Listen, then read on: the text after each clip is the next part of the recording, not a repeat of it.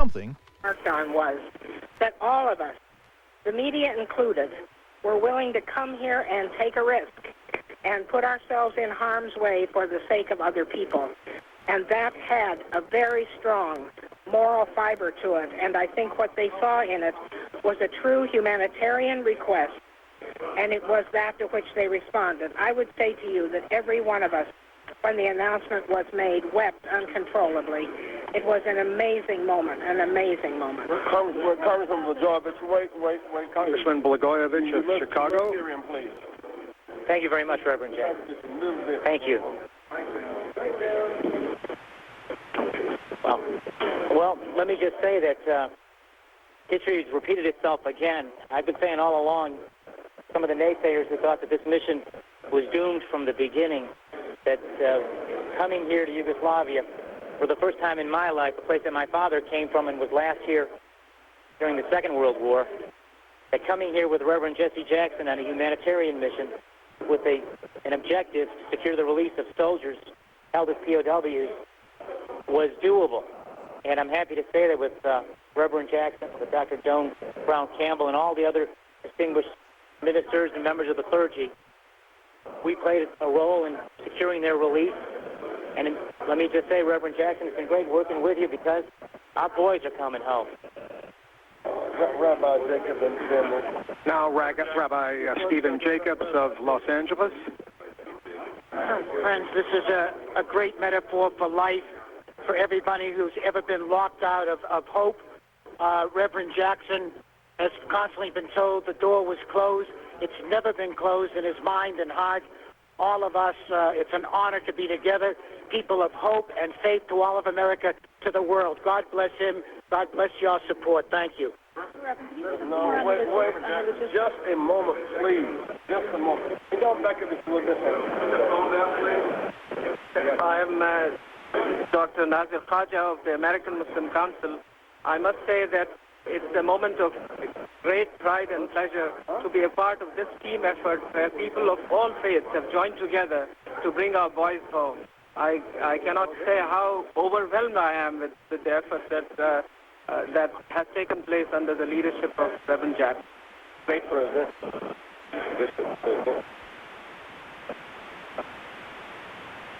I want to say, as an Orthodox priest of the Orthodox Church in America, that it has been a grace and a joy to be part of this moral and religious mission.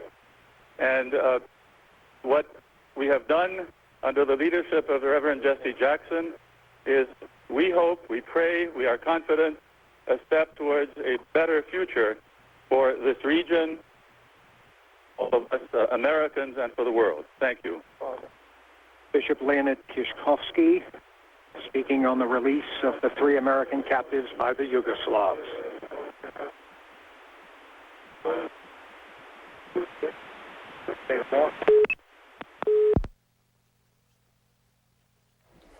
We may have lost our contact there, but that's Jesse Jackson at a news conference, along with many of the delegation, talking about their jubilance over this news that Slobodan Milosevic is going to release the 3 soldiers in.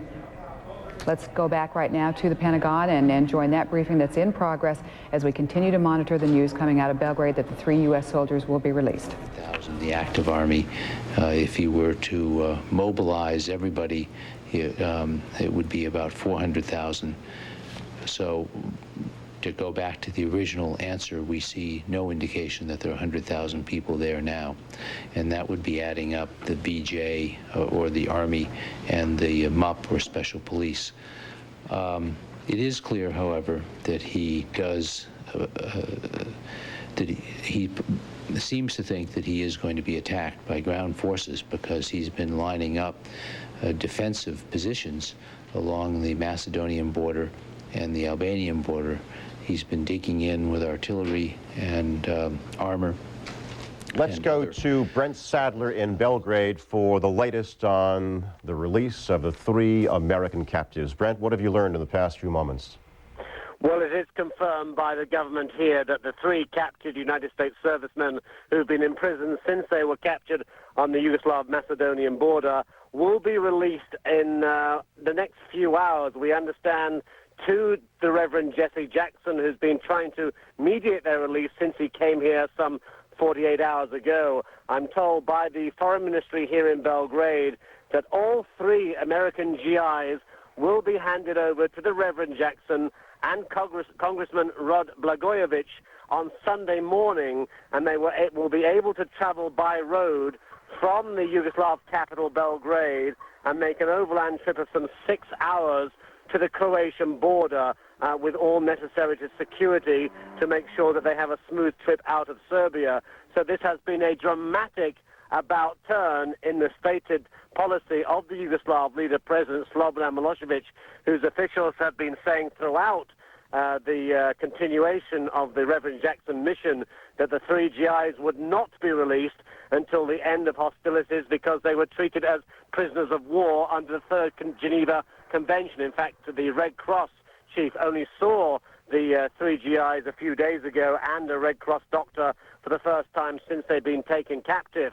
So now we have it confirmed by the Yugoslav authorities that President Milosevic has signed the necessary documents ensuring that they will be released and handed into the care of the Reverend Jackson's delegation. He came here some 48 hours ago with some 20 religious leaders and has now satisfactorily secured the release of the 3 Americans. Now, in terms of why they've been released, quite clearly the Yugoslav leader sees this as a very important window of opportunity, perhaps, to reach out to the West and NATO at a critical moment in the bombing campaign when NATO is making it blatantly clear that the bombing could be escalated and the targets expanded in the coming days or weeks, particularly as the Balkans weather here improves. A Foreign Ministry spokesman here in Belgrade told me just a few moments ago that this was indeed a gesture to the West and that the soldiers were being released into the Reverend Jackson's care in recognition of the Reverend Jackson's personal commitment to peace. And it's being said by the ministry here, Foreign Ministry, that the soldiers were, quote, victims of war and militarization, and that their release was seen as a humanitarian gesture and in recognition of the efforts on behalf of the soldiers by the Reverend Jesse Jackson. Back to the studio. Brent, whatever the Yugoslav goals may be in releasing these 3 American soldiers, isn't there really some political cover for Slobodan Milosevic in that the administration here in the United States so pointedly distanced itself from the Jackson mission? Well, I think it's interesting that the White House have made it quite clear that this was a unilateral, a private mission by the Reverend Jesse Jackson, but that might have helped the mission in its impact on the ground here because it was not officially backed by the U.S. administration. If you like, the Reverend Jackson has been working on his own with a pretty impressive group here in a delegation which includes Serbian Orthodox religious leaders from America and various other groupings. And certainly the Jackson mission here has been recognized at the highest level. The Reverend Jackson has had more than one meeting with the Yugoslav leader. He's clearly been making his point that NATO has the power to continue and to expand the bombing, but also the Reverend Jackson has made it abundantly clear that President Milosevic has the power to be able to stop the violence in Kosovo, and also he's made it quite clear in very strong statements that President Milosevic had the power in his hands to make a gesture at this critical moment in NATO's bombing campaign when it's set to expand, to make a gesture to the West and release the prisoners. Let's talk about that a little bit more, Brent, about the gesture to the West with the Yugoslavian Foreign Ministry spokesman, Nivosa Vojevic. He joins us on the telephone from Belgrade. Mr. Vojevic, why the change in your government's position to let the 3 U.S. soldiers go now? We considered thoughtfully appeal by Reverend Jesse Jackson and Congressman Rod Blagojevich, and we made a decision to release 3 American soldiers. This is a gest of goodwill, a goodwill gesture. We are devoted to reach a peace and political settlement of the Kosovo and Metohija situation. We wanted to emphasize that our decision is also a sign of support to the endeavor of Reverend Jesse Jackson and Congressman Rod Blagojevich for peace and better understanding between people and the human beings. We did not consider 3 American soldiers as enemies, rather as victims of war and militarism. When you say, Mr. Vojevic, it's a goodwill gesture, are you expecting the same goodwill gesture back to you from the West and from the NATO allies? Yes, of course. We want to engage in a political dialogue to solve the Kosovo-Metohija situation based on the principles laid down in the direct talks between Russia presidential envoy Viktor Chernomyrdin and President Milosevic. We want a logic of peace to prevail over the logic of war and military aggression. When you say that, you know what some of the conditions are and some of the things that the Yugoslav government is standing firm on. Is there any hope of breaking some of the sticking points that have up till this time continued the war? Well, we are ready for peace, and we've been already ready for peace even before the aggression started. So we want to reach a political solution based on equal treatment of all ethnic groups living in Kosovo and Metohija. We think that the best way to reach a long-lasting political settlement is in a direct dialogue between the state and the representatives of all ethnic groups living in Kosovo and Metohija. And agreement to reach between President Milan Milutinovic and Dr. Ibrahim Rugova, who is the most influential Albanian politician in Kosovo and Metohija, represent a solid base to reach political agreement. We also would accept a UN mission whose modality, volume, and size could be determined between the United Nations and the Federal Republic of Yugoslavia. When you say you would accept the United Nations mission, could they be armed, and would you accept NATO countries? We would consider that we think that Russia should play a leading or major role in this endeavor because Russia's position and the principles laid down in the talks with Belgrade were fair and honest. Russia is supporting territorial integrity of Yugoslavia and Serbia, whose Kosovo is an integral part, and Russia is requesting immediate halt of the offensive. The sooner offensive stops, the sooner we can start a real political dialogue. I know that Viktor Chernomyrdin was in your country trying to make some progress, but will you accept that the UN mission that you're talking about could be armed, or will you accept the NATO peacekeepers to be there? We do not need more arms in the region. We need less arms. There are already too much arms in the region, and specifically the Albanian terrorist organization Kosovo Liberation Army, which is engaged in tactics of hit and run and spreading terrorism in Kosovo and Metohija, should be disarmed. And we have nothing to hide here. UN mission in a civilian scope with the number which could be determined could witness what is going on in Kosovo and Metohija, because we really do not have anything to hide. The size of Kosovo and Metohija is the size of Delaware. So 2,000, 3,000 and even more members of the UN mission could witness what's going on. And also there is a lot of room for UNHCR and ICRC to play, to provide peace and stability, and to witness the peace and stability, and to provide speedy return of refugees and internally displaced persons. Can you, Mr. Voyevich, give us any hint at all or tell us what Jesse Jackson will be carrying in that letter from Mr. Milosevic to Mr. Clinton that he'll be bringing to him, outlining his views? Is there anything new in there that could go, as you say, since you're ready for peace? Reverend Jesse Jackson, Congressman Blagojevich, as well as a high-ranking religious leader who visited Yugoslavia briefly, were able to learn about the civilian sufferings and destructions, about the casualties we suffered here, especially children, women, and elderly people. So he has an insight about the situation here. He also talked to the leaders, to President Milosevic, to Foreign Minister, myself, and we discussed various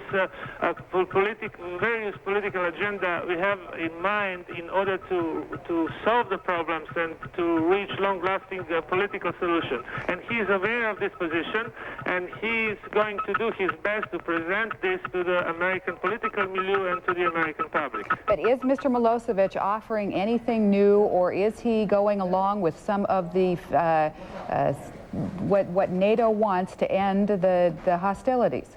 Well, it's not only what NATO wants here, it's also what the Federal Republic of Yugoslavia wants here. Yes, I understand that, but you've been at loggerheads between the NATO allies and Yugoslavia over certain sticking points, and is there anything new in that letter from Mr. Milosevic to Mr. Clinton? There is something new, and that means that the United Nations should play a major role here, and there are more room within the UN concept for the other countries, including Russia and China and the other countries who are friendly to Yugoslavia and who understand what kind of devastation this aggression brought upon us, and they could play the role in defining a UN mission concept for the implementation of the political agreement. What about the refugees? Are you ready to let them go back into their country, and how will you help accomplish that? Yes, we would call and we would insist on calling all refugees to return as soon as possible to their homes. We are fully committed for that to happen, and we are ready to establish a very firm cooperation with UNHCR and ICRC in order to organize a speedy return of refugees. Those people who are citizens of Yugoslavia should not wander around to Albania or neighboring Macedonia. They are welcome home, and they should come home as soon as possible. About 25,000 people already came back, but we want all those numbers, all those internally displaced people who are moving around the hills and valleys to come back to their homes. And we would insist to see them coming back. Yugoslav Foreign Ministry spokesman Nivosa Vojevic, we're thanking you for joining us and giving us the information. Let's go check in with Gene Randall now in Washington. Gene. Thanks, Donna. The Pentagon had very little to say about what appears to be the imminent release of those 3 U.S. soldiers in Belgrade. Let's go to the White House to check on reaction there. Chris Black is there for us today. Chris? Gene, there's also no reaction, no official reaction here from the White House. In fact, they're not expected to say anything until they know something authoritatively. The expectation is they probably won't say anything at all until those 3 soldiers indeed are released and are safely across the border with Reverend Jackson. If they are released, this would be very welcome news to the White House. They have said all along, the president and other U.S. officials, that there was no reason for the Yugoslav military to seize the 3 soldiers and to keep them. That said, they've also made it very clear that these 3 soldiers are not pawns and they cannot be traded for some sort of concession. One of the reasons the White House had great reservations about Reverend Jackson's mission is that they feared that President Milosevic would do just this and would expect something back from the West, would expect the West to negotiate and to change its terms. The White House view is that they were not going to change its terms and that NATO's terms have been set in cement from the beginning, that President Milosevic must withdraw his troops from Kosovo, let the ethnic Albanians go home, and agree to an international peacekeeping force to maintain their safety. But that said, this would be welcome news if the 3 soldiers indeed are released, but right now they're holding their fire at the White House. They're waiting to see what happens. Gene? Thank you, Chris. We're waiting to reestablish contact with Walter Rogers in Belgrade. In the meantime, for some insight on all this, we'd like to turn to Dimitri Simes, the founder and president of the Washington Public Policy Institute. Mr. Simes, what do you make of Slobodan Milosevic's move here? Well, I think it's quite smart. It is cost-free. It is not going to change the situation on the ground in Kosovo. It is not going to help ethnic Albanians. But obviously, the Clinton administration is trying to demonize Milosevic. We're promoting NATO attack as a humanitarian operation. And it is very important for the administration to deny any human face to Milosevic. He's trying to develop this face. Okay, Mr. Simes, stand by. We're going to go back to Belgrade now to Walter Rogers. Walter, are you still with us? What's the Yes, latest? Gene, I'm here. Jesse Jackson has just held a news conference in his hotel in Belgrade. He called the release of the prisoners a very significant gesture which cannot be ignored. He is now asking President Clinton to declare a bombing pause, or says that he will on-pass that message to the President of the United States. In addition, the Reverend Jesse Jackson is also saying that he asked Yugoslav President Slobodan Milosevic to commit to writing a letter with Mr. Milosevic's ideas on how this conflict can be ended. Apparently, according to Jesse Jackson, the Yugoslav president has agreed to write President Clinton a letter, even expressing a desire to meet with President Clinton at some future point. Mr. Jackson, that is Reverend Jackson, and his Interfaith Council consider this a major breakthrough. They gave much credit to God. Recall, this is an ecumenical group who met with church leaders here and who actually prayed with Slobodan Milosevic in the presidential palace here this morning. Jesse Jackson holding hands with Mr. Milosevic and praying that somehow the lion and the lamb could lie down together and that this war in Yugoslavia can end. We're not sure the lion and the lamb are lying down together, but at this point it's very clear Jesse Jackson has pulled off a real coup. He has secured the release of the 3 U.S. soldiers. Gene? Walter, it is entirely possible that the families of those soldiers are watching at this very moment. So run over, if you would, once again, what you know about the mechanics of their release.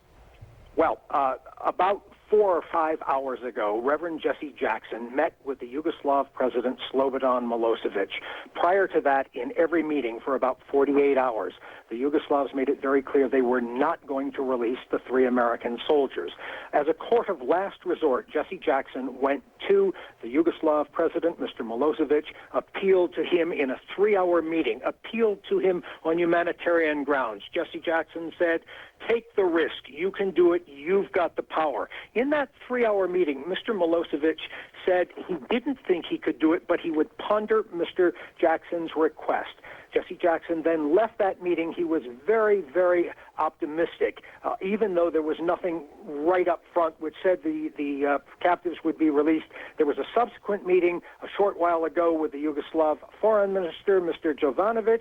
In that meeting, Jesse Jackson learned that the Yugoslavs, President Slobodan Milosevic, have decided to turn over the prisoners to Jesse Jackson in the morning, Sunday morning, and they will be flying out to Germany sometime tomorrow with Reverend Jesse Jackson and his interfaith delegation. Gene? So, Walter, the families could be seeing their loved ones in a matter of 24, 36 hours?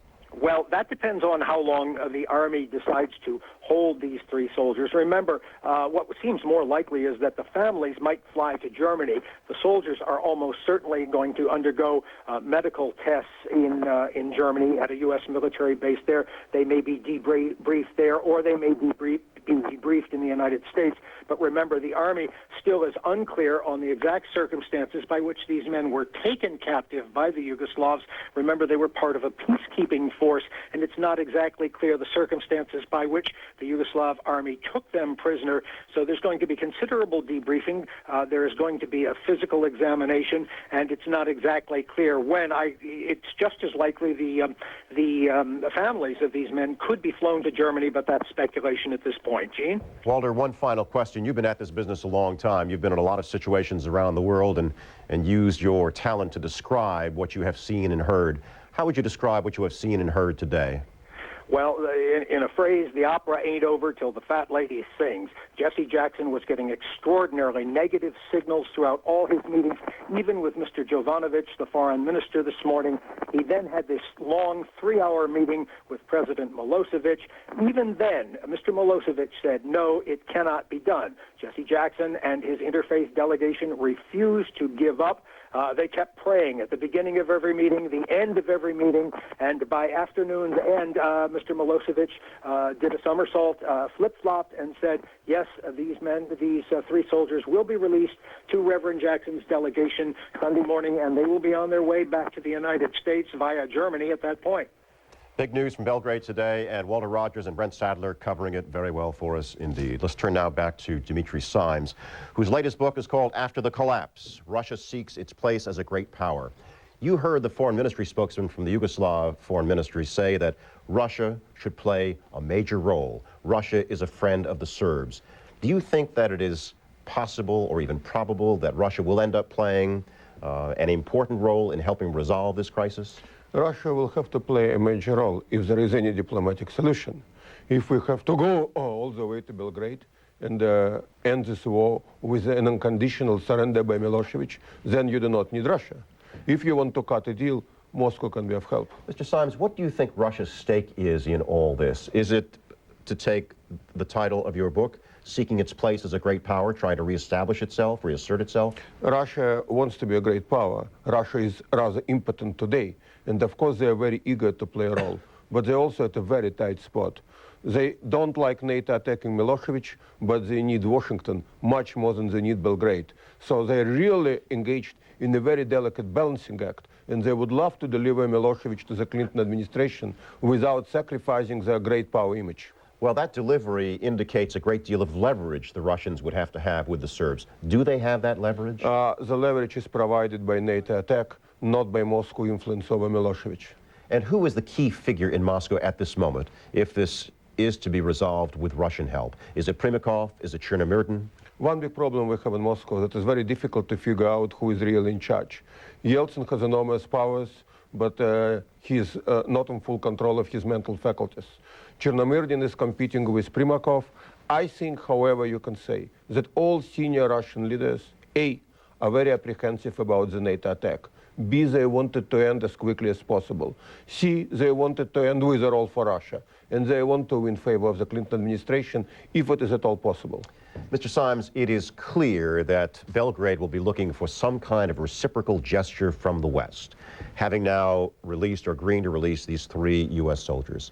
Will it be difficult for NATO not to get involved in some kind of gesture? Will there be pressure at the margins of NATO, for instance, to say we must respond in some way to this? There are very strong pressures already, because as there is more quote-unquote collateral damage from NATO attacks, the more we kill Serbian and Albanian civilians, the more there is indignation in some NATO countries, I mean in Europe. And I think that we should proceed with some kind of a gesture, but I would not proceed immediately in response to what Milosevic had done in Belgrade. That was, I think, public relations for Milosevic.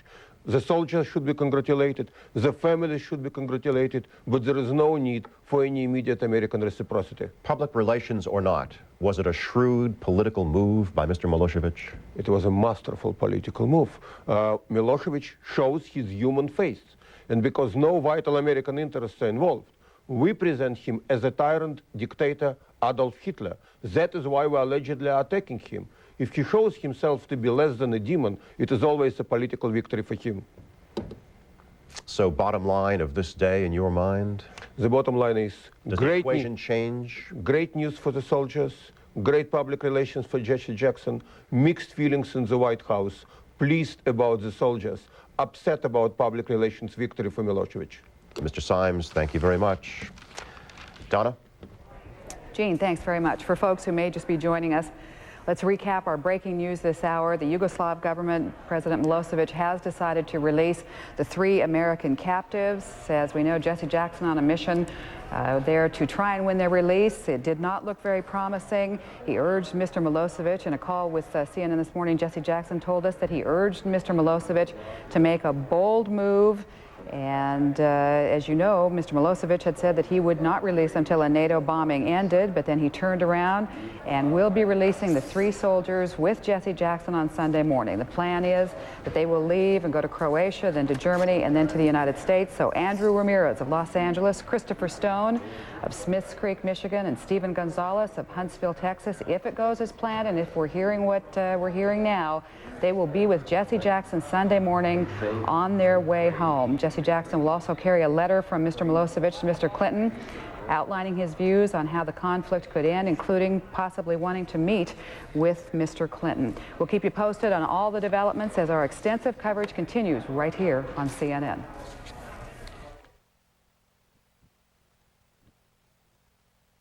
Sunday, before the attack at Columbine High, a trail of clues few seem to notice. Now a look back at the signs that may have led to the tragedy. CNN and Time, now 8/7 Central. Welcome to Truck Town. It's the grand opening of the Northwest's used truck capital. All we do is sell used trucks. Almost every make and model, foreign and domestic, is here. Dependable rigs starting from just $19.95. Monthly payments from $99. You want to save a buck on a good used truck? Then you're in luck. It's the grand opening of Truck Town. Located at Bob Lanfear's Beaverton Chrysler Plymouth dealership on Canyon Road. Just by Bob. Ralph, I'm going to log on to jobfile.com. I hear it's the place if you're looking to make a career move. Wow, look at all these classifications we can choose from. You know, while I'm here, we can look for a new job for you too. Here's one with a delivery service. Oh, you've always been good at security work. Yep, this is for you. We can apply for it by email right here. I love it. Don't you, Ralph? Oregon jobs are on the internet at jobfile.com. Now more than ever, there's something for everyone on TCI. Just look what's coming up on TCI this April. A&D presents a motion picture event never before brought to television. 4 original movies. One extraordinary man, Horatio Hornblower. 4 consecutive Sundays beginning April 4th on A&E. Tune in. It's all on cable. It's all on TCI. Are you spending more time battling trimmer line than you are weeds? Now you can eliminate that wimpy fishing line with a powerful Weed Wizard Universal Electric Trimmer Head. Easy to install. Simply remove your old trimmer line assembly. The Weed Wizard Electric snap-in nylon blades securely lock in position and fit all popular models. You'll never have to stop to fix a jammed line again. Millions of gas trimmers use the original Weed Wizard, available at fine retailers everywhere. Now do the same for your electric trimmer. Call 1-800-257-5700. CNN Today with Lou Waters and Natalie Allen. Weekdays on CNN. 3 U.S. servicemen held prisoner in Yugoslavia. Reverend Jesse Jackson and Yugoslav officials say they are coming home. It's 1 o'clock on the East Coast, 10 a.m. in the West. From Washington, this is CNN Saturday. I'm Gene Randall. Yugoslav President Slobodan Milosevic has authorized the release of 3 U.S. servicemen held captive for more than a month. The soldiers are to be handed over to civil rights leader Jesse Jackson. Belgrade is calling the release a humanitarian gesture. Jackson, who has been leading a private mission to the Yugoslav capital, urged Mr. Milosevic in meetings today to free the Americans on moral grounds. The 3, Army Staff Sergeant Andrew Ramirez of Los Angeles, Specialist Stephen Gonzalez of Huntsville, Texas, and Staff Sergeant Christopher Stone of Smiths Creek, Michigan, were captured March 31st while patrolling the Yugoslav border with Macedonia. For the latest on all this, we go to CNN's Walter Rogers in Belgrade on the phone. Walter? Hello, Gene. It was against seemingly impossible odds Reverend Jesse Jackson and his interfaith delegation secured the release of the 3 captive U.S. soldiers. Reverend Jackson had a friendly, amicable 3-hour meeting with Yugoslav President Slobodan Milosevic this morning, Jackson urging him to take the risk and telling Mr. Milosevic, you have the power to release the men and perhaps open a diplomatic window. Reverend Jackson and President Milosevic prayed together. Mr. Milosevic initially indicated he would not release the prisoners. He said that his people would never tolerate that as long as the bombing was continuing. However, the Yugoslav president said he would ponder the American interfaith delegation's request for releasing the prisoners. This afternoon, Mr. Milosevic apparently changed his mind and said, yes, the 3 U.S. soldiers can be released. A short while ago, CNN talked with a Yugoslav Foreign Ministry spokesman who explained the decision.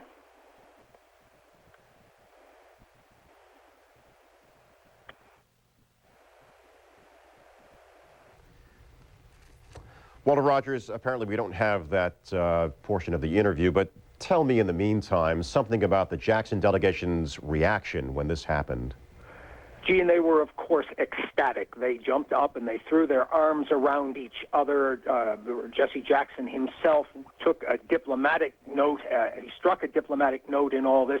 He said a bombing pause might now be in order, this so a broader diplomatic window can be opened. Reverend Jackson said that the Yugoslav president, Slobodan Milosevic, said that he will send President Clinton a letter now. That is to say, Reverend Jackson recommended to Slobodan Milosevic that a letter be sent expressing a desire to conclude the hostilities in Yugoslavia. And according to Jesse Jackson, Mr. Milosevic even expressed an interest in meeting President Clinton. The 3 soldiers are to be released to the Jackson delegation Sunday morning here. They will be taken overland by bus, by coach, from Belgrade to Zagreb, Croatia, and then from Croatia they will fly to Germany, there to be met by U.S. military officials.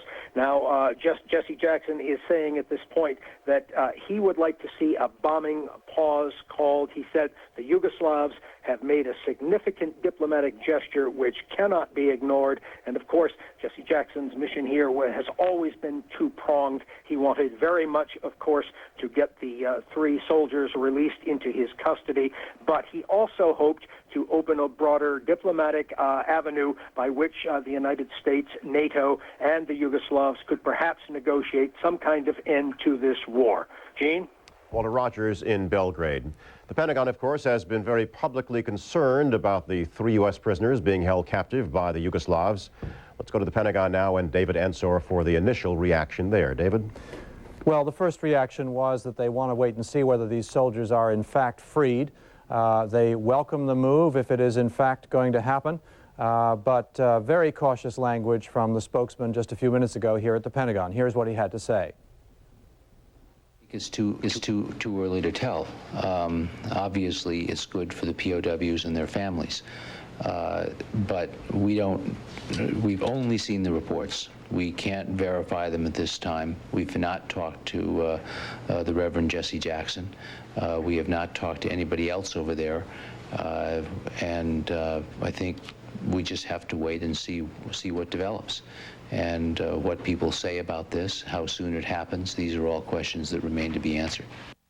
Now, as to whether NATO or the U.S. would respond in any way, perhaps a bombing pause, the spokesman had no official answer for that yet. This is a breaking story, he said. I have to know a lot more about it before I can answer that kind of question. However, he did strongly hint that NATO has no intention of stopping its bombing, that it has a series of goals it wishes to achieve, and with or without the prisoners of war being released, they must be achieved. He also responded to the latest Yugoslav peace plan, which offers autonomy for Kosovo and limited Serb withdrawal from it in exchange for a NATO ceasefire and withdrawal of NATO forces from the region, by saying that that simply does not meet the basic NATO goals. NATO wants to see all Serb forces out of Kosovo, all the ethnic Albanians allowed back in, and NATO forces in there, along with others, to protect them. Without those terms being met, the spokesman here strongly suggested the bombing will continue and, in fact, escalate. Back to studio. David Enzor at the Pentagon. Let's go to the White House now, where Chris Black is standing by.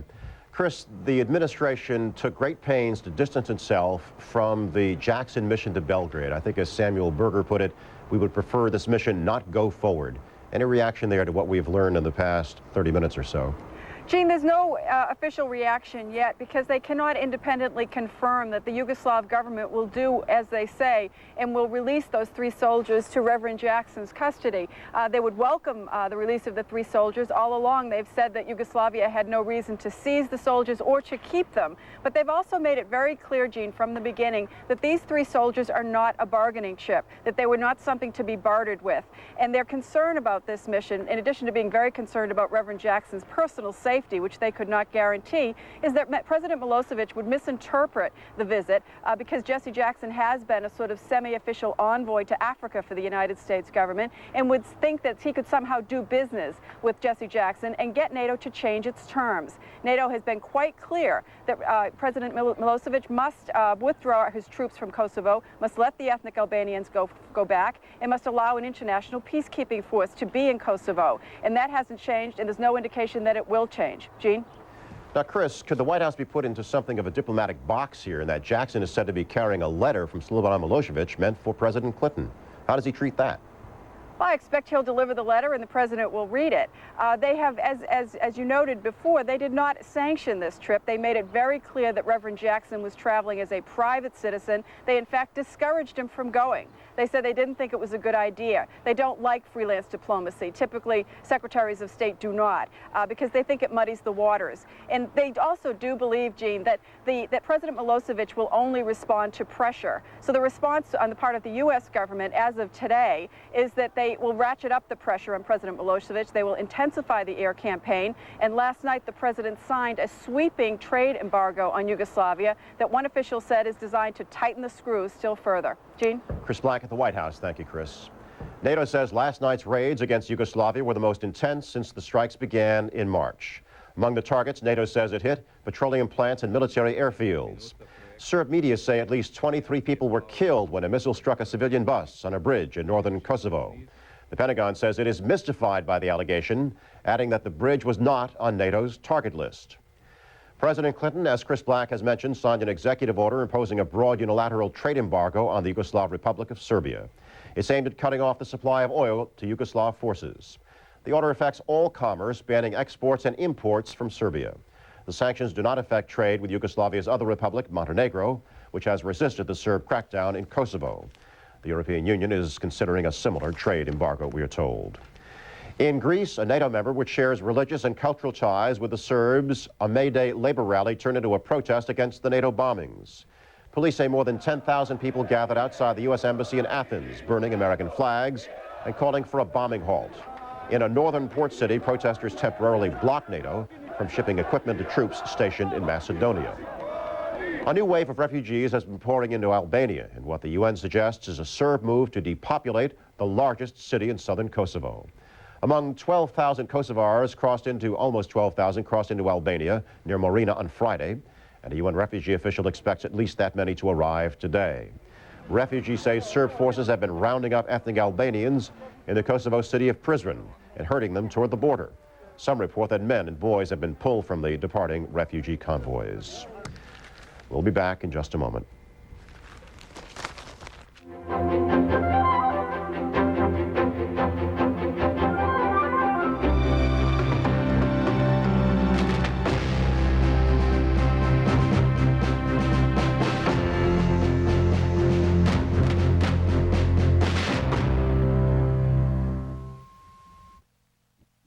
Darn bugs. Darn weeds. Let's see. I'll mix 2 teaspoons. No. 3 ounces. No. What'll I do? Confused, Pete? Try the Ortho Lock and Spray system. Hey, no spilling. Yep, Lock and Spray is the easiest way to apply Ortho Bug Be Gone. And weed be gone. No mixing, no measuring, no mess. No cleanup. Yes. Lock and Spray's the easy way. Leave it to Ortho. Want to get to work a little quicker? We at Lockheed Martin have just the thing. The world's most advanced system of electronic toll collection. It's the fastest way to fly through a toll booth. Next to one of our F-16s, of course.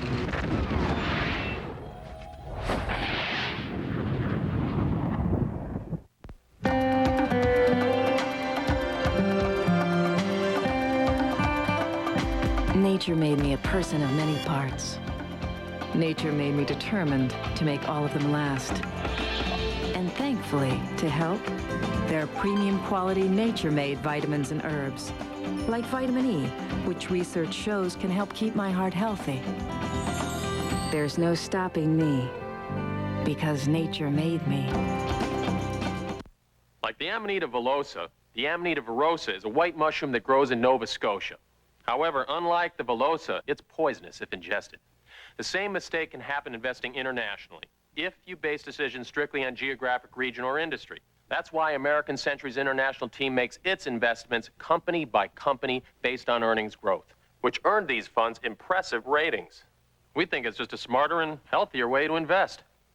Call 1-888-ACI-FUNDS. Today, as the healing begins in Colorado, a very special program for you and your children. Hear what our kids say about violence, death, and what we can do to make our schools safer. A CNN town meeting today, 3:30 Eastern on CNN. I'm Gene Randall in Washington. At the top of this program, I failed to welcome our international viewers on CNN I do that now. The big story this hour, the imminent release of 3 American soldiers who have been held by the Serbs in Belgrade since March 31st. Apparently, they'll be released into the custody of the Reverend Jesse Jackson, who went to Belgrade for just that purpose. Let's go to Walter Rogers now for the latest from the Yugoslav capital. Walter?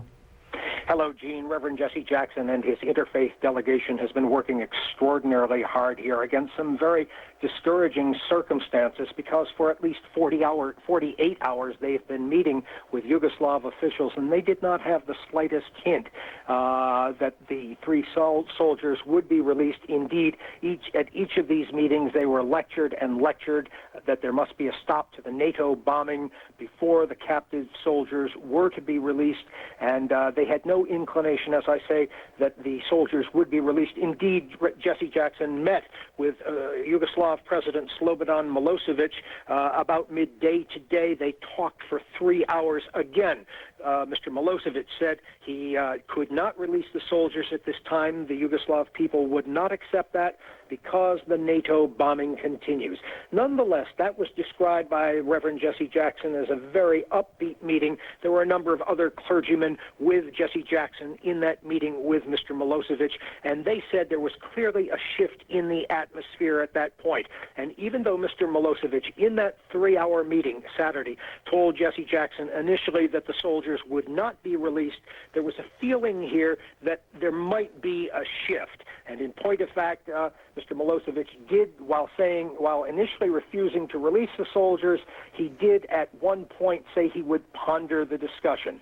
Then after that meeting, Jesse Jackson and some of his delegation was called over to the Yugoslav Foreign Ministry to meet with Foreign Minister Jovanovic, and it was at that point that they got the good news that President Milosevic had acceded. He is going to do this as a humanitarian gesture. Jesse Jackson hailed this and said it is a significant gesture which cannot be ignored. In point of fact, Jesse Jackson is now suggesting that perhaps a halt to the NATO bombing might be in order, and both of these diplomatic gestures might open the way to some sort of negotiated conclusion to the fighting in Yugoslavia. Gene? And Walter, what should the families of these three men know about what happens next? Next, we know that the three captive soldiers will remain in Yugoslav custody overnight, but they are to be released, according to Yugoslav authorities, to Jesse Jackson's interfaith delegation early Sunday morning. Now, because of the air war over Yugoslavia, they will not be flown out of here, but they will go by bus overland almost certainly, the same way Jesse Jackson came in 2.5 days ago. Bus from Belgrade to Zagreb, Croatia. That's a 4-hour overland bus drive across an international border. And then the plan is that from Zagreb, the soldiers and the Jackson delegation will fly to Germany, where the soldiers will be turned over to U.S. military authorities. At least that's what Jesse Jackson announced. Now, these plans are probably very fluid and could change at any point. But for the families of the soldiers, of course, this is extraordinary good news, although they've had a day and a half of very good news since Reverend Jackson and his delegation first started meeting with them. There were personal messages passed through to the soldiers again for the first time. Some of the soldiers engaged in prayer sessions with the interfaith group, which was meeting with them. And today, even before they knew they were going to be released, there was, according to one rabbi who was with the group, a very marked change in the atmosphere and the psychology of the soldiers. They felt much improved. Perhaps it was a premonition that something good was going to happen, although they could not possibly have known that they were about to go home. Gene? Walter, as a matter of fact, we talked to that rabbi. I believe his name was Stephen Jones or Jacob Stevens from California. He said at that point, and this was about an hour and a half before the release was announced, that he thought there was a chance. On the other hand, when you look in your reporter's notebook, would you generally conclude that people were stunned when it happened? I think stunned may be a little strong. You have to understand, Gene, that, of course, Jesse Jackson is an ordained minister, and every member of this delegation you could describe as a man or woman of faith. And they never gave up. They prayed at the beginning and at the end of every single meeting they had with Yugoslav government officials. At one point today, Gene, in that meeting with the Yugoslav president, they were holding hands with Slobodan Milosevic and praying together for an end to the hostilities. Reverend Jesse Jackson leading one of those fine Baptist sermons, and Slobodan Milosevic was praying along with them.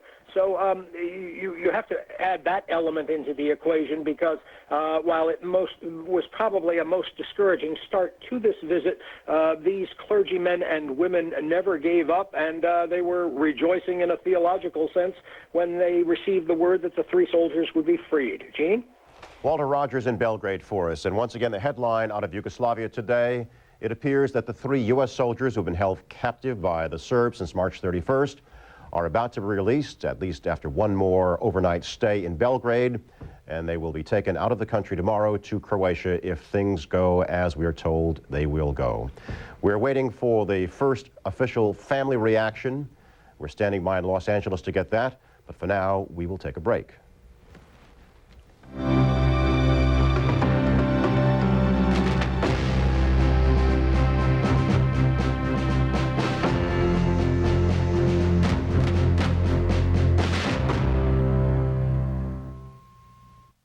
This is where it all came from. This is where it all came from. The corporate ladder, the bottom line. This is the language that they invented. They want you to think it's about challenge. You know it's about power. You know it's about winning. And these days, it's not who you know. it's what you know. For digital solutions that make the workplace work, those who know demand Rico. Good morning. This is the Farm Report. Pork bellies, wheat, and soy futures. Where am I? Waking up is hard, wherever you are. Good morning, sir. But coffee helps. And cereal and fresh fruit. Ooh, that definitely helps. And before long, He did it again. Unbelievable.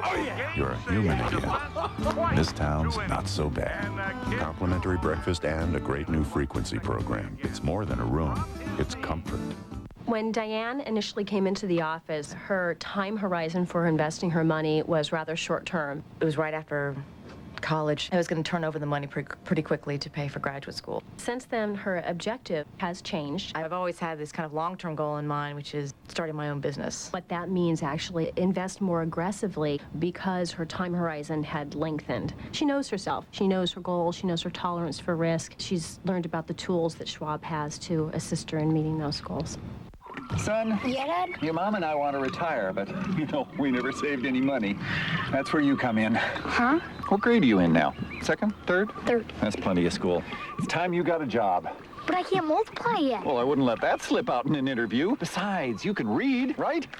Well, read this.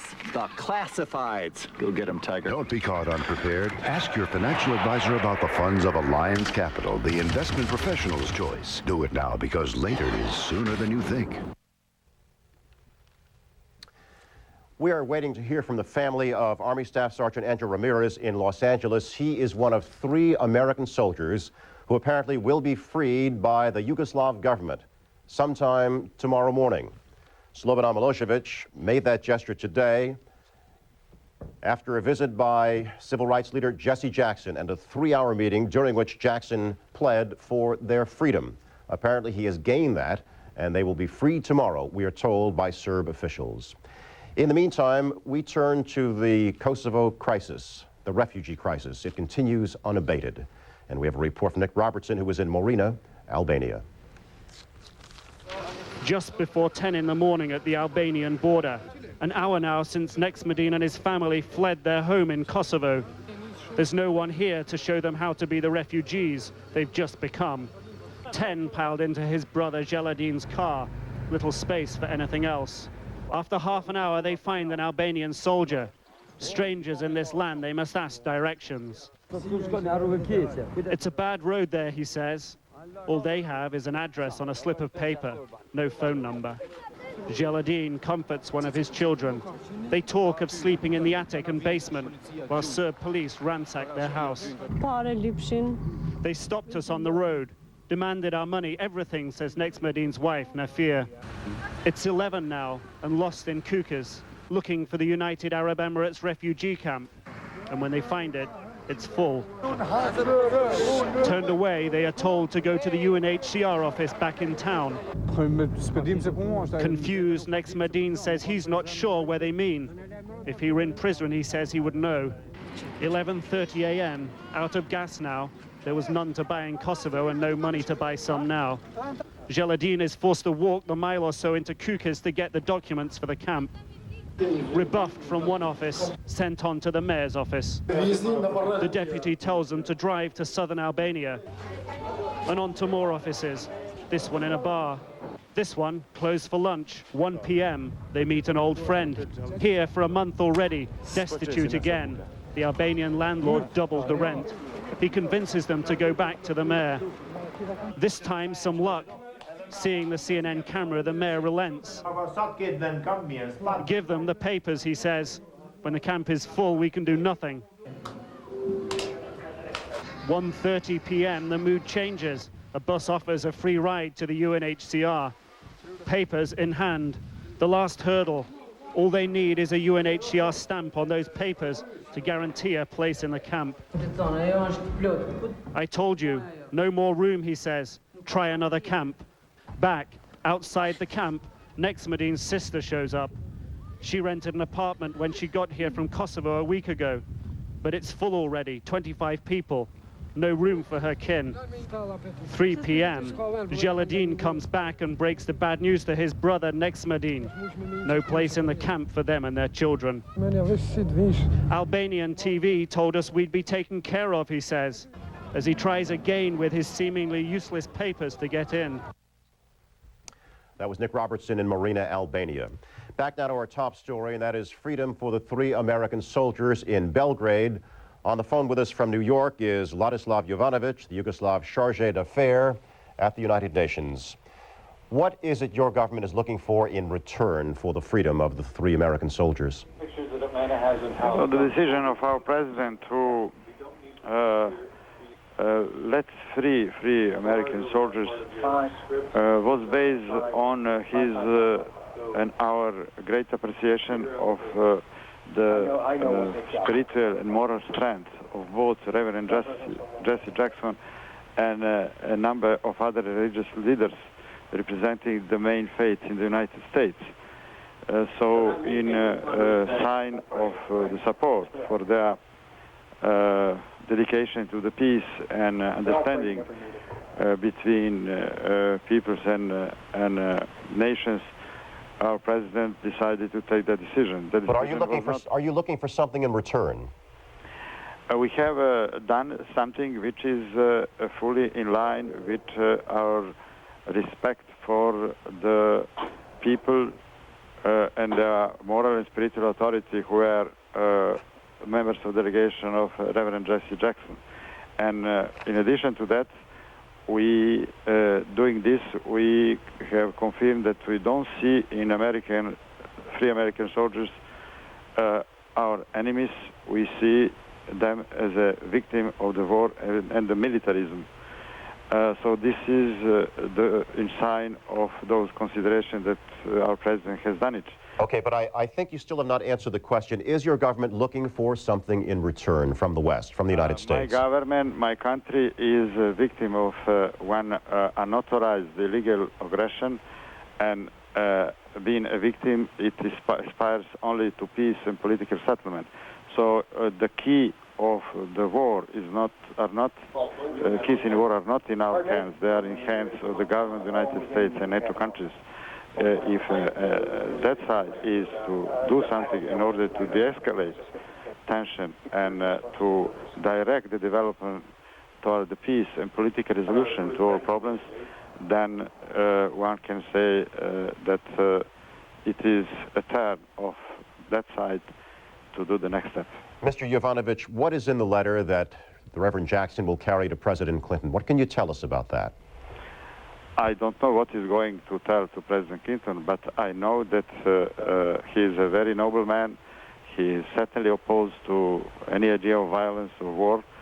He's a man of peace, and this is the only language which he taught to us. Mr. Jovanovic, excuse me, I was referring to the letter that we are told Jesse Jackson will carry from your president to Mr. Clinton.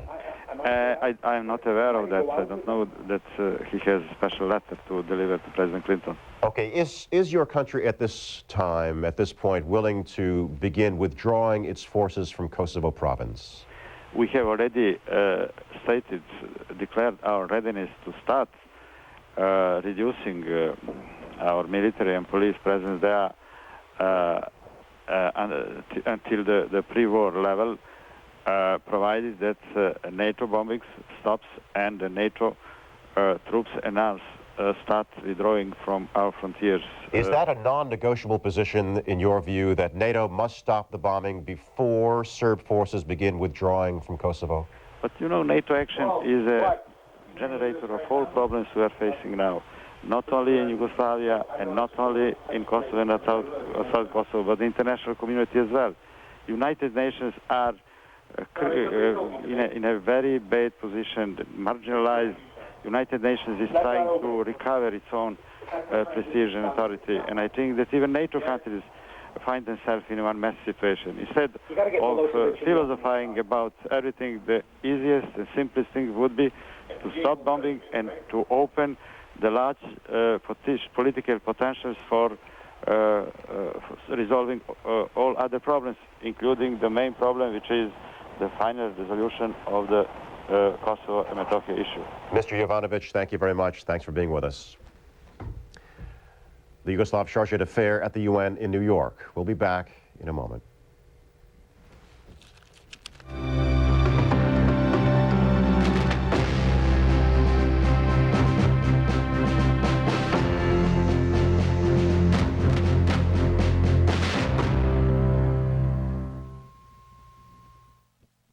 If you missed the Moneyline News Hour with Lou Dobbs last week, you don't know why a new bell is ringing in America's classrooms, how educators are turning to metal detectors to keep your kids safe at school, and retiring American Express Chairman Harvey Gollub's slant on the global economy, and why FBI Director Louis Freeh was grilled by the Senate Intelligence Committee. To stay on top of the issues that affect you, turn to the Moneyline News Hour with Lou Dobbs. Weeknight, 6:30 Eastern on CNN and CNN-FN. We mean business. Get a full hour of hard news with all the financial coverage you've come to rely on. The Moneyline News Hour with Lou Dobbs, weeknight, 6:30 Eastern on CNN. Oh no, I forgot Mother's Day! Don't panic. A dozen red roses are always the perfect gift. That is if they don't drop dead in days and cost over $60. This year, give her beautiful silk roses that last a lifetime. Forever Roses for only $19.95. She'll be delighted when Forever Roses are delivered right to her door in a professional florist box filled with a dozen of the finest silk roses and a personalized greeting card, all for just $19.95. But wait, call today and we'll include a second dozen absolutely free. That's 2 dozen long stem roses handcrafted from the finest silk to stay as beautiful as the day you sent them. Our drivers are standing by and guarantee delivery by Mother's Day. Call now to order Forever Roses for just $19.95. Supplies are limited for this Mother's Day. To order 2 dozen silk roses, call 1-800-242-4200. That's 1-800-242-4200. Early Edition with Carol Lynn and Leon Harris. Weekdays on CNN. I'm Gene Randall in Washington, welcoming both our domestic CNN audience and our international audience on CNN International. The top story this hour, the top story this day, certainly, the imminent release of 3 American soldiers who have been held by Serb authorities since March 31st when they were arrested while on patrol along the Yugoslav-Macedonian border. For the latest on the situation in the Yugoslav capital, Brent Sadler is there for us. Brent? Thanks, Gene. We're getting some more details about this handover of the 3 U.S. servicemen to the delegation, the religious delegation that came here a couple of days ago, led by the Reverend Jesse Jackson. It's now understood that they'll be leaving in something less than around 12 hours from now from the Yugoslav capital. We understand by coach they'll make a 4 or 5 hour journey over land to the border, Yugoslav border with Croatia, and then be transferred, it's understood, to the airport for a flight to Germany. Now, it's understood also from official government sources here that the 3 U.S. soldiers will be within the security umbrella of the Yugoslav authorities for as long as they remain inside Serbia, although they will be effectively under the control of the Reverend Jesse Jackson.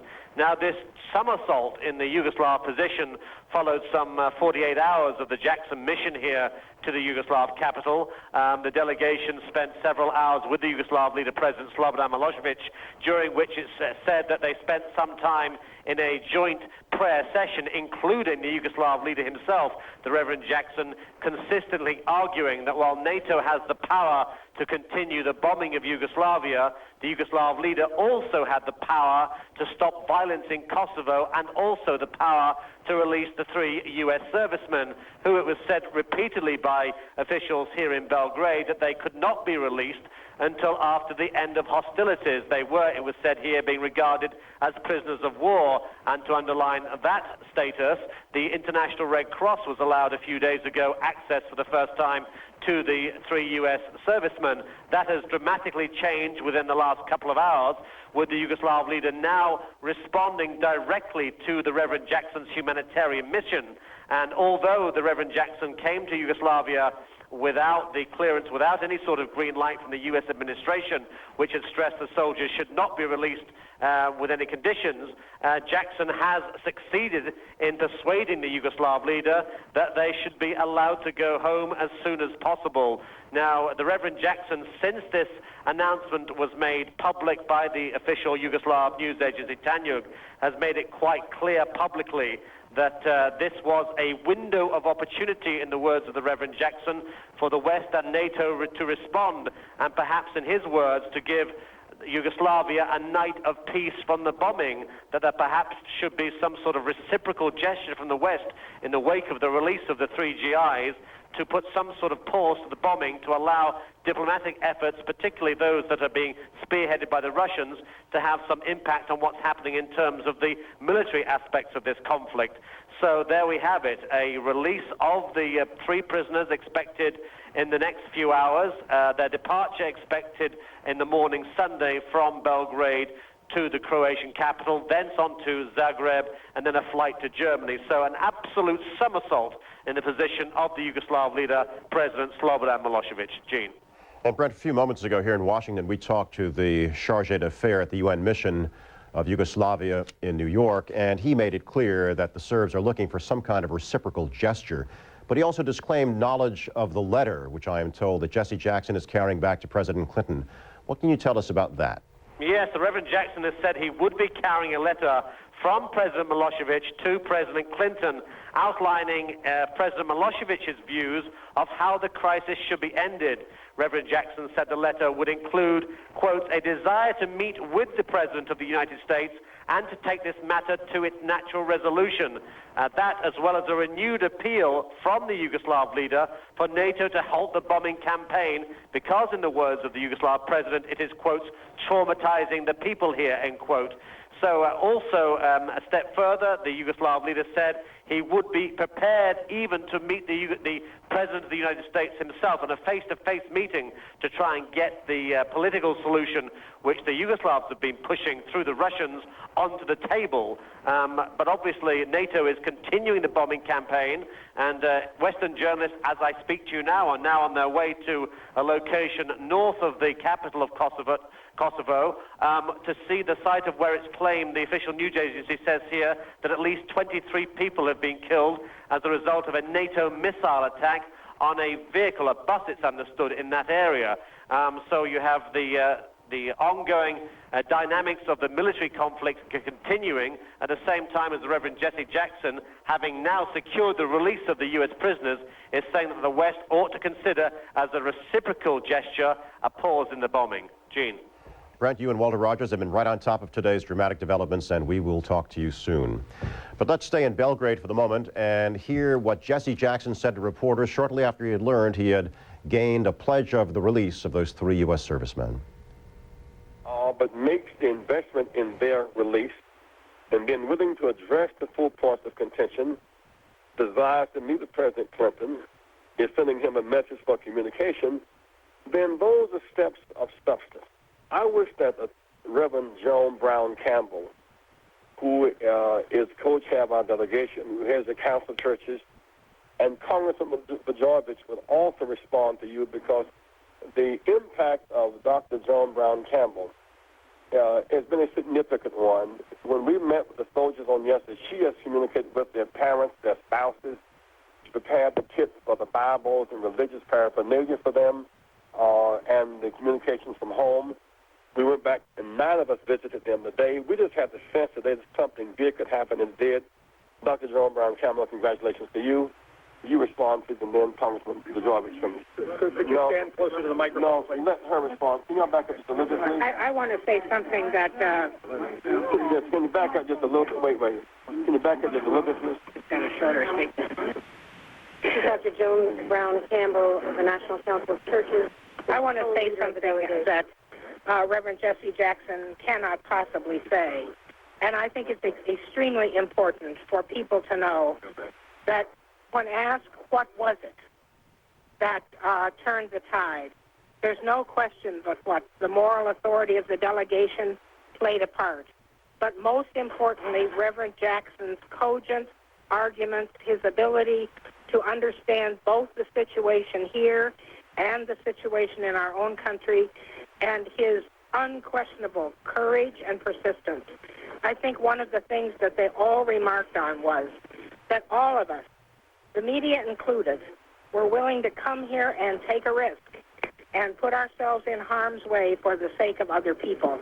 And that had a very strong moral fiber to it. And I think what they saw in it was a true humanitarian request. And it was that to which they responded. I would say to you that every one of us, when the announcement was made, wept uncontrollably. It was an amazing moment, an amazing moment. Congressman Blagojevich, wait. Congressman Blagojevich of Chicago. Please. Thank you very much, Reverend Jack. Thank you. Well, let me just say that history has repeated itself again. I've been saying all along, some of the naysayers who thought that this mission was doomed from the beginning, that coming here to Yugoslavia for the first time in my life, the place that my father came from and was last here during the Second World War, that coming here with Reverend Jesse Jackson on a humanitarian mission with an objective to secure the release of soldiers held as POWs was doable. And I'm happy to say that with Reverend Jackson, with Dr. Joan Brown Campbell, and all the other distinguished ministers and members of the clergy, we played a role in securing their release. And let me just say, Reverend Jackson, it's been great working with you because our boys are coming home. Rabbi Jacobs and Now, Rabbi Stephen Jacobs of Los Angeles. Friends, this is a great metaphor for life, for everybody who's ever been locked out of hope. Reverend Jackson has constantly been told the door was closed. It's never been closed in his mind and heart. All of us, it's an honor to be together, people of hope and faith to all of America, to the world. God bless him. God bless your support. Thank you. No, wait. Just a moment, please. Just a moment. Go back and look at this. I am Dr. Nazir Khaja of the American Muslim Council. I must say that it's a moment of great pride and pleasure to be a part of this team effort where people of all faiths have joined together to bring our boys home. I cannot say how overwhelmed I am with the effort that has taken place under the leadership of Reverend Jack. Wait for this.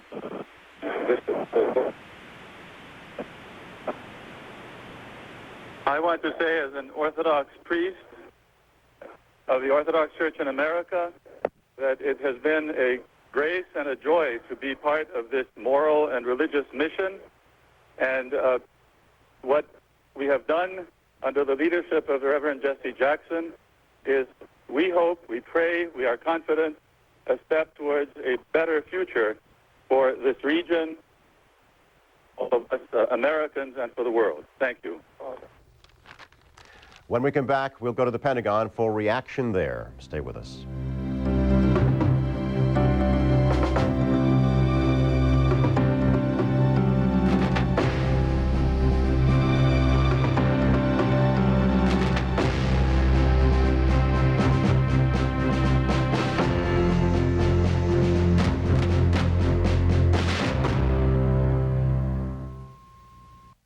Honey, there's not much time left. Are we ready for the baby? You know, financially. Well, I wanted it to be a surprise, but I've been planning. Tell me. Listen, 7, 9, 15, 21. You see where I'm going? No. The lottery. I'm a lucky guy. Lucky? I'm due in 4 weeks. Hey, that gives us 4 more chances to win. Don't be caught unprepared. Ask your financial advisor about the funds of Alliance Capital, the investment professional's choice. Do it now, because later is sooner than you think. You know me. I've tucked in your children. Met your wife. I'm the one you escaped to. We've even slept together. Who am I? Your oldest companion and your new best friend. You ready for a hotel travel rewards program that breaks all the rules? Starwood Preferred Guest. Be one.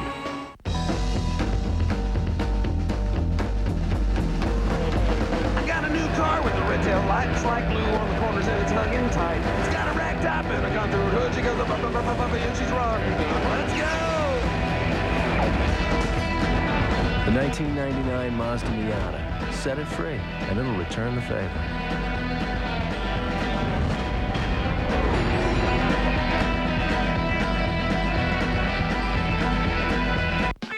Hey, man, how come every time I call you, you're on the phone? Who are you talking to? My friends, family. I call them a lot since I don't get to see them that much. Phone bills must be killing you. Not at all.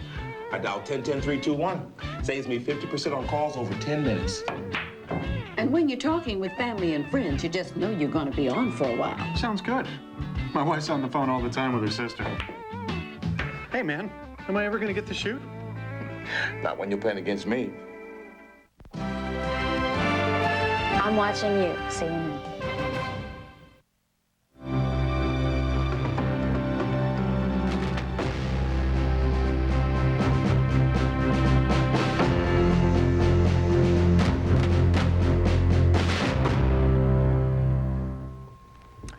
The Yugoslav government calls it a gesture of goodwill and says it is prepared to release 3 American soldiers who have been held captive since March 31st. Staff Sergeant Andrew Ramirez, 24 years old, of Los Angeles. Staff Sergeant Christopher Stone, 25 years old, of Smiths Creek, Michigan. And 22-year-old Specialist Stephen Gonzalez of Huntsville, Texas. They have been in Serb hands now since March 31st. They will be released apparently after one more night in Serb custody. They'll be freed into the custody of the Reverend Jesse Jackson. Let's go to the Pentagon now for initial reaction there, and here is David Enzor. David? Gene, the initial reaction here, and it is only initial reaction, is that obviously it will be good news if and when these men are released. They haven't got much to say about it, obviously partly because it's just come to them, but also because there were reports once before that these men would be released, and they were not.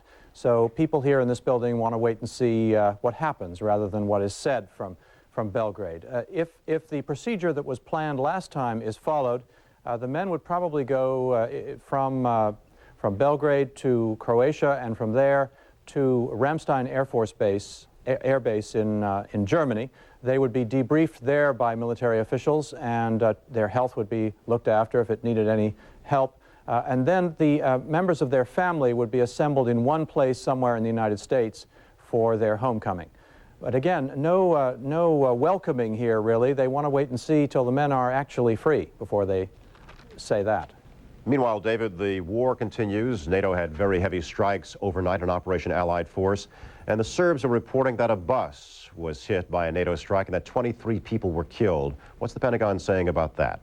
Well, that's right. They say they executed more than 600 sorties, 300 of them with strike aircraft last night. It was the biggest night of bombing since the war began. Very good weather, and more good weather expected tonight. As to the bridge and the bus that was allegedly on it and the 23 civilians the Yugoslavs say were killed, the Pentagon has nothing on that, and in fact they're rather mystified by it.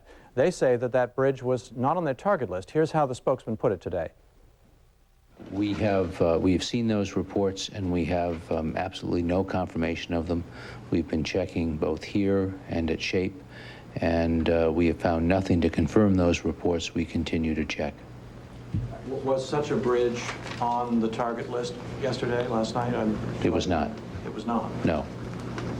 No bridges north of Pristina in that area? Well, I didn't say that, but I said that particular bridge was not. So there you have it, something of a mystery from the point of view of officials here at the Pentagon, Gene. David Enzor at the Pentagon. Thank you, David. We expect to hear at some point today from the families of the 3 American servicemen who will be freed in Belgrade. And the first of those family reactions could come within the hour. When it happens, we, of course, will go wherever we need to live. In the meantime, stay with us.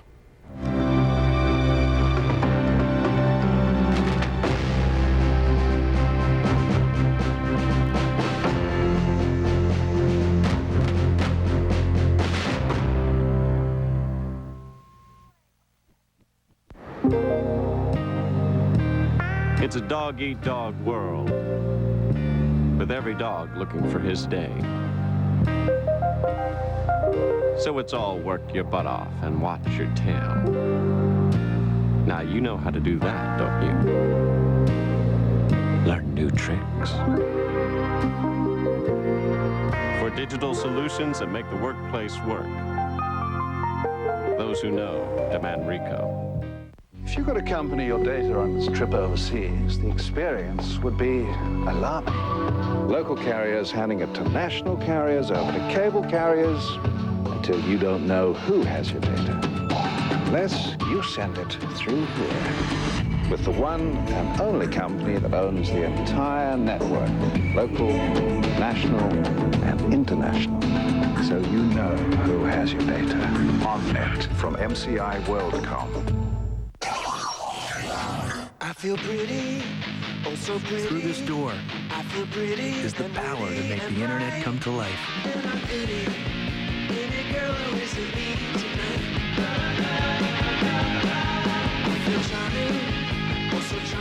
Introducing the Pentium 3 processor. Don't just get onto the internet, get into it.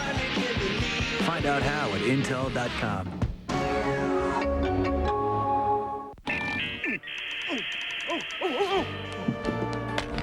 I got him. Sure he's the right guy? He better be. We'll be walking the old beat again. He's skipping town. Hope you look good in stripes. He's buying tons of getaway stuff. In minutes. Morons! You got the wrong guy again! Easy one-click shopping anywhere on the net. For your new job. Skipping town. Shut up. Instabuy from Cybercash. Does your website have it?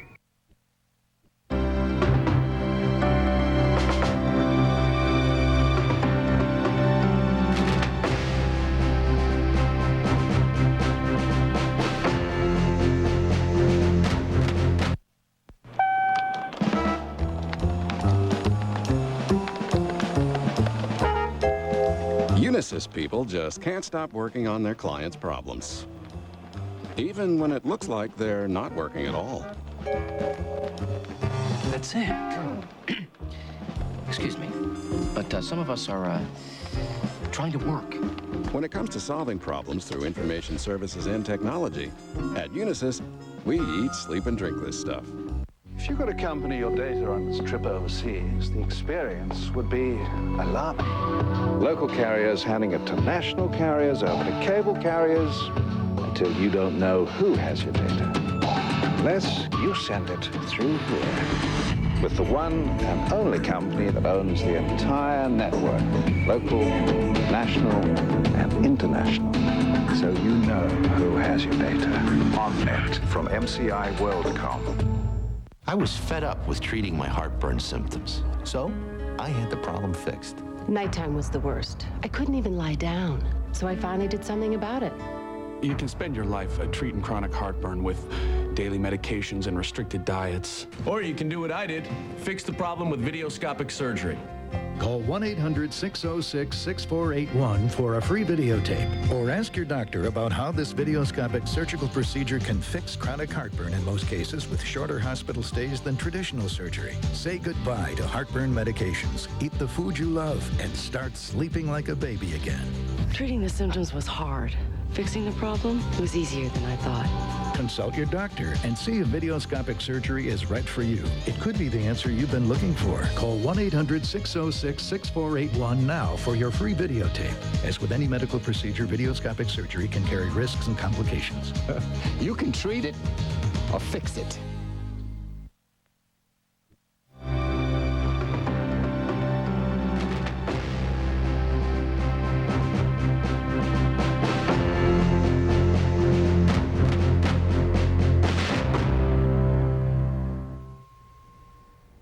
Once again, our top story, and it is a dramatic one. Those 3 American soldiers held by the Serbs since the end of March will apparently be freed sometime overnight.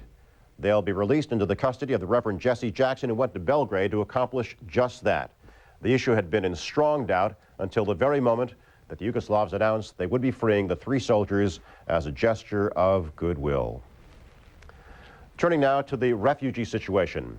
Hundreds of thousands of Kosovar Albanians have fled the killing fields in their province, and tens of thousands have sought refuge in Albania, pushing aid workers to the limit. CNN's Eileen O'Connor reports on an agency bringing hope for the future by learning from the past. Tirana Airport. An Americare's flight containing $1 million worth of medical supplies is offloaded. It's manageable. Their doctors already here in Albania confer with those just arriving.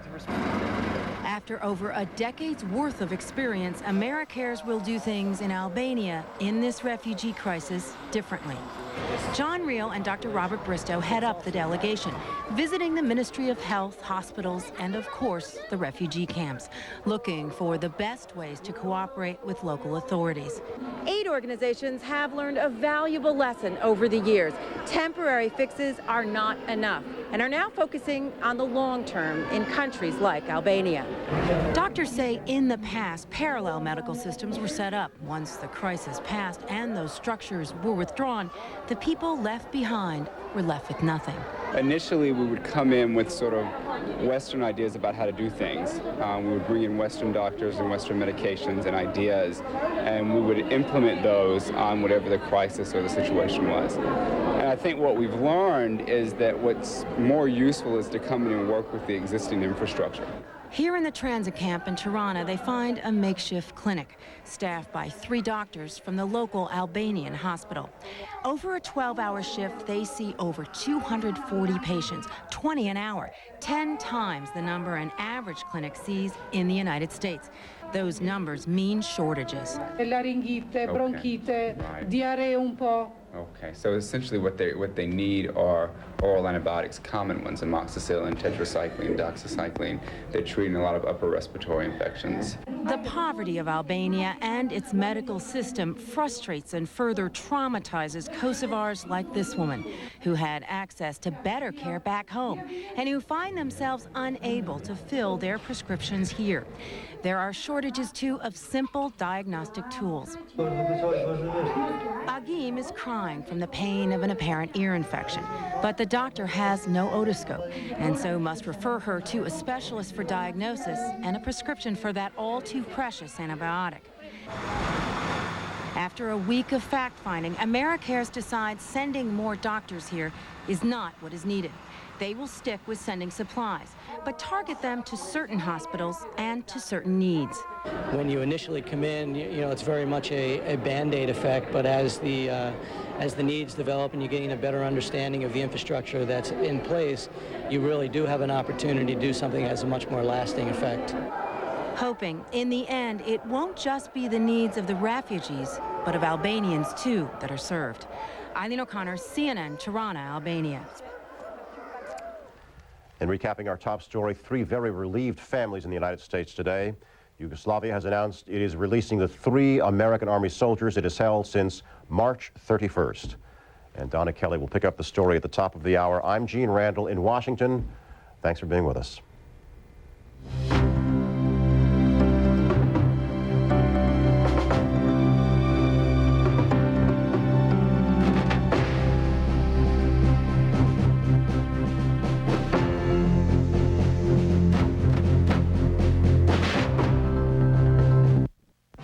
Tonight on Larry King Weekend, we'll be on at 10 p.m. Eastern. Join Mother Love and child psychologist on how to talk to your children about school shootings. That's tonight, 10 Eastern on CNN. Today, as the healing begins in Colorado, a very special program for you and your children. Hear what our kids say about violence, death, and what we can do to make our schools safer. A CNN town meeting today, 3:30 Eastern on CNN. Sunday, before the attack at Columbine High, a trail of clues few seem to notice. Now a look back at the signs that may have led to the tragedy. CNN and Time, now 8/7 Central.